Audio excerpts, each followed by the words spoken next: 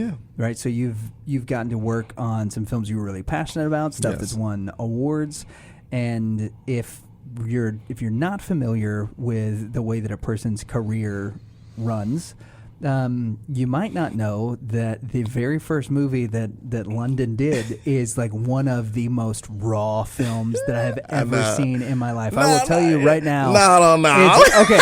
Okay, it's awesome. I will say that it's an incredible movie that you should never watch with your children. Yeah. There's a bunch of movies in that category. Oh, yeah, I know, right? Yeah, but there's, I think, like for instance, like with Tombstone. Yeah. Right? Tombstone's one of those movies that you want to watch with your kid one day.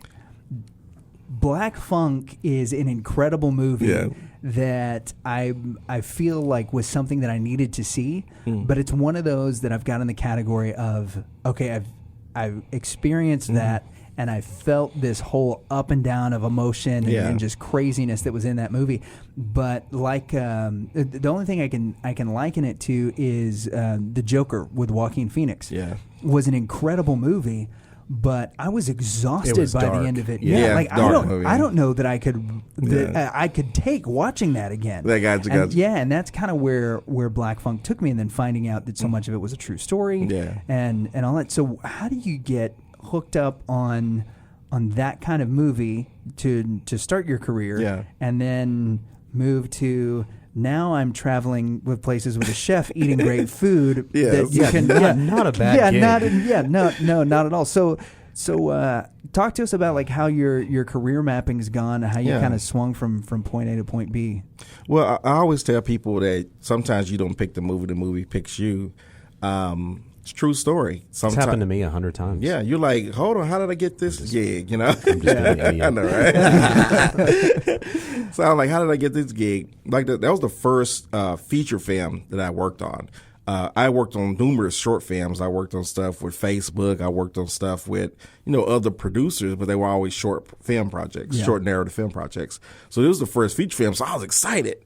But one thing I didn't know was the fact that this film was actually almost like a 50 Shades of Grey type of book before it became a film. I did not know that either when I started watching movie. it. I watched this movie because it was something that my good friend London had worked on, and I was like, I'm going to check this out. Yeah. And you had sent me a message to let me know what it was, and it was streaming, and then you sent me another one that I did not see that goes, hey, bro, be careful watching that movie. Don't watch this with grandma. Yeah. But by the way, where could we find this now? It's on Amazon and... Is that it's still streaming on Amazon. Cool. Yeah. Been on there like 3 years now. Yeah. So you started off with that, and it was kind of the Black 50 Shades of Grey, but it was the guy's life story, and so you saw the script. And then you started reading the novels. So what's your mind doing when you start reading these novels? Well, the thing is, I didn't really read the novels until we almost finished the script, until we almost finished shooting, because like at that point, once you were hired on the production, you don't have time to read. Right. You're like, I've read this script. Now I'm outlining everything. I'm putting things into movie magic programs. I'm scheduling, and I'm working with the actors, putting out contracts. So you're literally going into event mode, right? To put everything together. And then you're like, okay, great. So as you get some downtime, you're like, okay, cool, I'm going to pick up one of these books.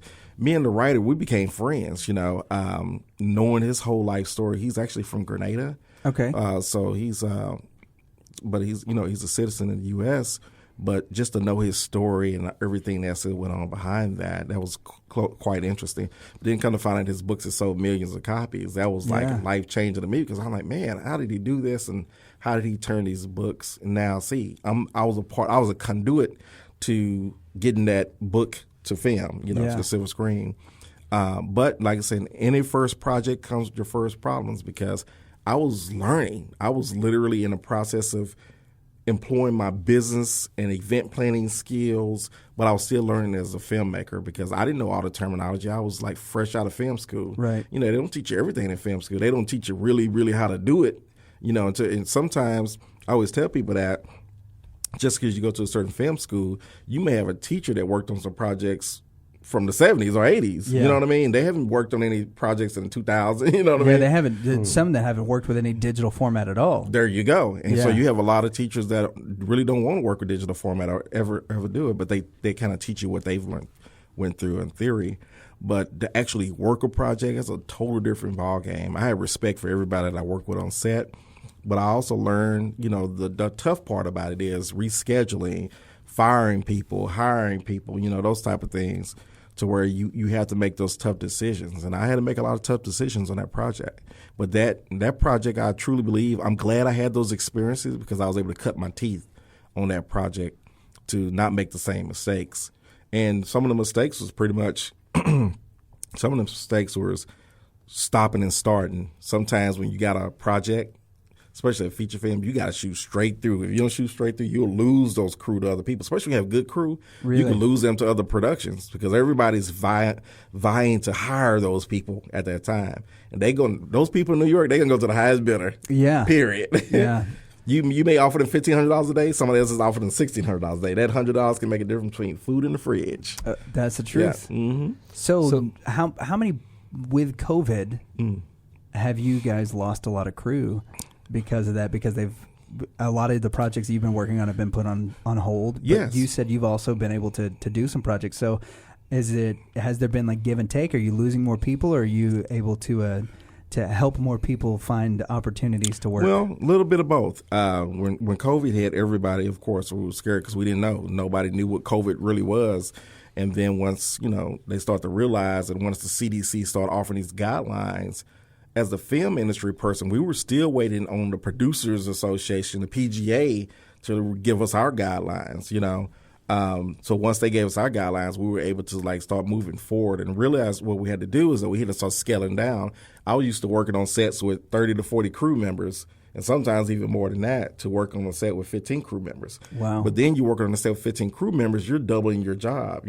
I was on sets where I was the line producer and the first AD, and that very rarely happens because you realize how much leeway you have to give to get stuff done. Yeah. I was just recently on a project in LA. I was the line producer, first AD, and the second AC, a second assistant camera.